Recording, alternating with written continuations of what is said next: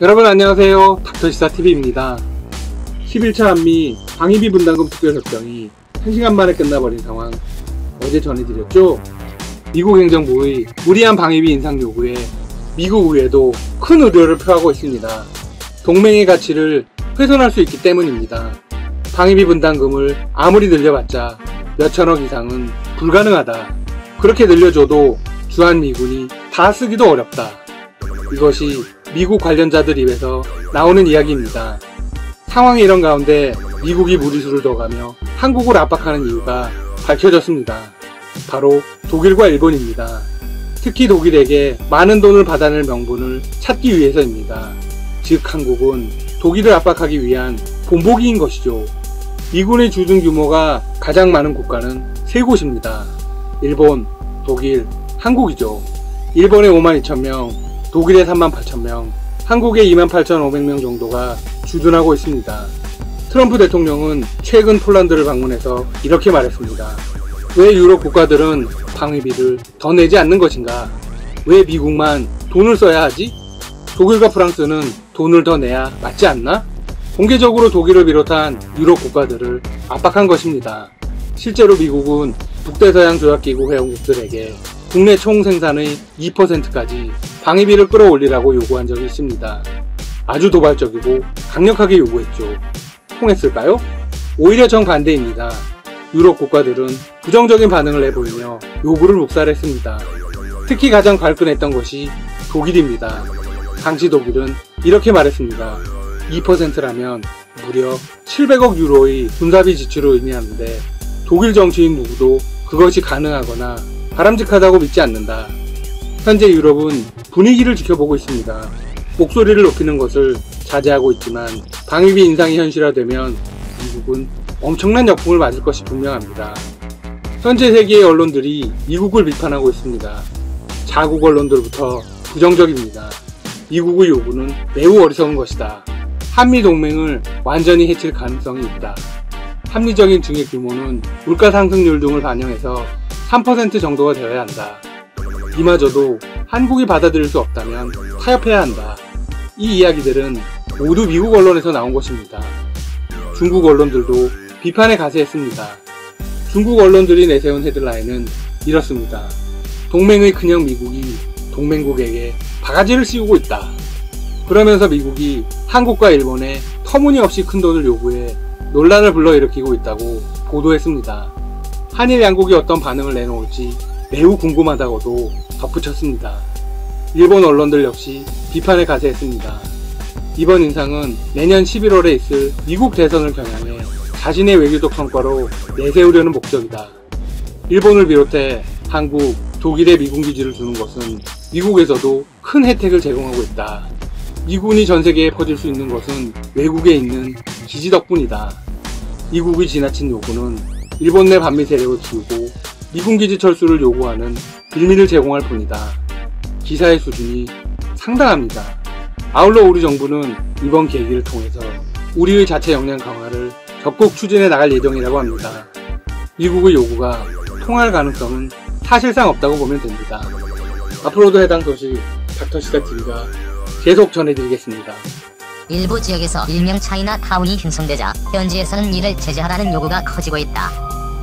지역의 상권을 비롯해 마약, 도박장 운영 등 부정적인 피해 사례가 늘면서다. 13일 베트남 현지 매체 라오동에 따르면 인민국 이사회는 국회 8차 회의에서 남부지역 빈정성에서 발생한 중국인들에 대한 우려의 목소리를 보고하고 엄격한 통제가 필요하다고 제안했다고 밝혔다. 빈정성과 같은 호치민 근교 일부 지역은 산업단지가 집중돼 있다 보니 외국인 특히 중국인 근로자들이 집단 거주하고 있다. 중국인들은 한 마을 단위로 모여 살고 있으며 지역 상권도 이들을 대상으로 발전하고 있다. 그러다 보니 일부 지역들은 중국인들이 대규모로 모여 사는 차이나타운이 형성되고 있다. 지역 주민들은 차이나타운에서부터 많은 문제가 발생하고 있다며 안전과 질서를 보장하기 위해 지역 공안들이 적절한 조치를 취해주기를 원하고 있다. 외국인 집단거주 지역이 커지다 보니 불법 체류자 문제를 비롯해 불법 카지노 게임 사업장, 도박장 등 지역사회에 피해를 주는 여러가지 문제가 발생하고 있기 때문이다. 앞서 베트남 북부 항구 도시인 하이퐁에서는 중국인들이 운영하던 불법 도박장인 아워시티가 문제가 되기도 했다. 일단 국회 상임위원회는 외국인의 입출국 및 환승, 거주 등에 관한 법률을 보완하고 안내하는 문서를 발행키로 결정했다.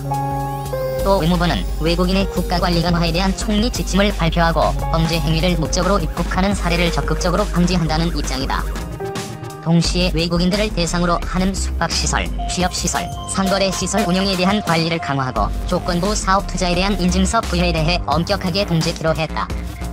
베트남이 불법 도박 온상제가 된 이유는 베트남 북부 하이퐁시에서 불법 도박 사이트 운영에 가담한 중국인 380명이 검거됐습니다. 이들을 한꺼번에 검거하기 위해 치밀한 건물 봉쇄 작전이 펼쳐졌습니다. 지역 공안은 물론 군부대도 투입됐습니다. 외국인 범죄 조직 가운데 역대 최대 규모를 일망타진했다는 보도가 이어졌습니다. 하지만 베트남을 외국인 불법 도박의 원산지로 방치했다며 당국에 대한 비판 여론이 쏟아져 나오고 있습니다. 지난달 27일 현지 공안과 군인들 500여 명이 하이퐁의 주상복합 빌라 아웃시티를 포위했습니다. 시민위원회에 27명의 중국인만 체류 신고가 되어 있던 건물입니다. 스포츠, 복권, 게임 등의 불법 온라인 도박 사이트를 관리하던 380명이 검거됐습니다.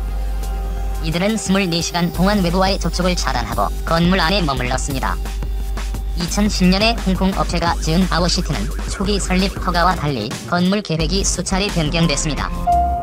호텔과 연수시설, 고급 놀이공원이 들어설 고층 주상복합 단지로 초기 설립 허가 났던 이 건물은 3층으로 완공됐습니다. 이번에 체포된 중국인들은 대부분 10에서 20대로 알려졌습니다. 이번 사건은 곧 중국으로 넘겨질 예정입니다. 몇천만 원 수준인 주변 집값과는 달리 아웃시티의 시세는 50에서 70억 동, 우리 돈으로 2에서 3억 5천만 원이었다고 합니다. 새로운 사람들의 입주를 차단하기 위한 부동산 업체와의 꼼수였습니다. 현지 주민들의 제보는 이어졌습니다. 마을 주민 한건다오 씨는 이곳에 중국인들이 많이 거주한다는 것을 알고 있었지만 출입이 엄격하게 통제된다는 것을 이상하게 여겼습니다. 주민들을 대상으로 수재 및 모금 활동을 할 때 건물에 들어가려고 했지만 거부당했다고 합니다. 좀처럼 사람들이 드나드는 모습은 없지만 24시간 동안 일부 방에 불이 켜진 것도 특이했다고 말합니다. 대규모 검거 성과에 대한 호의적인 여론보다 비판 여론이 불거졌습니다. 버젓이 불법 행위를 할 동안 관리 감독을 하지 못한 당국이 문제라는 것입니다. 하이퐁시와 쩌켄군 인민위원장은 부처별로 외국인 관리 업무가 제각각으로 나뉘어 어렵다고 토로했습니다. 군 관계자의 단속 권한은 위생이나治安 문제의 하나입니다. 군 인민위원회는 외국 기업의 사업 계획을 보고받습니다. 하지만 외국 업체 측이 제출하지 않는 경우 강제할 권한이 없습니다. 외국인 기업의 세부 정보 제출은 출입국 관리소에 하도록 규정되어 있기 때문입니다. 이 또한 편의상 온라인으로 등록할 수 있습니다. 하이퐁시 또한 관광비자로 입국한 이들이 불법 체류할 경우 관리가 힘들다고 말합니다. 하이퐁시 인민위원회는 현재 시에 체류하는 외국인이 3,035명에 달할 것으로 파악하고 있습니다. 하지만 언더그라운드, 즉 불법 체류자 등을 추산한 수치로 정확하지 않다고 말합니다. 하이퐁시는 한국 기업 LG와 현지 자동차 기업인 빈페스트 등이 들어선 베트남의 대표적인 경제특구입니다. 261개 기업이 입주했는데 이 가운데 중국인이 50%, 한국인과 일본인 순입니다. 하이퐁 공안부는 2013년부터 도박과 마약 등의 혐의로 적발된 외국인 범죄 사건이 400건에 달한다고 밝혔습니다. 최근에는 하이퐁 안중 마을에서 보이스피싱 중국 일당이 적발되기도 했습니다. 외국인들에게만 카지노 출입을 허용하던 베트남은 2017년부터 이를 완화했습니다. 월 수입이 1,000만 동, 우리 돈으로 50만 원이 넘는 21세 이상 베트남인들도 일부 지역 출입이 가능합니다. 온라인 도박은 여전히 불법입니다. 남중국해는 중국과 베트남의 영유권 분쟁이 일어나고 있는 곳으로 베트남에서는 통해라고 부르고 있다. 베트남 정부는 중국의 조치를 거부하면서도 자국 어민들에게 남중국해, 중국과의 경계점인 통핑만 경계선 동쪽 지역에서의 조업은 피하라고 당부했다. 중국과 불필요한 충돌을 방지하기 위한 조치로 풀이된다. 베트남 업협회는 베트남 주권이 적용되는 해역에 대한 중국의 이 같은 일방적인 결정은 가치가 없다며 반대하는 입장을 내놨다. 베트남 외교부도 중국의 이 같은 조치에 분명한 반대 입장을 밝히고 중국 정부의 상황을 더 복잡하게 만들지 말아달라고 주문했다.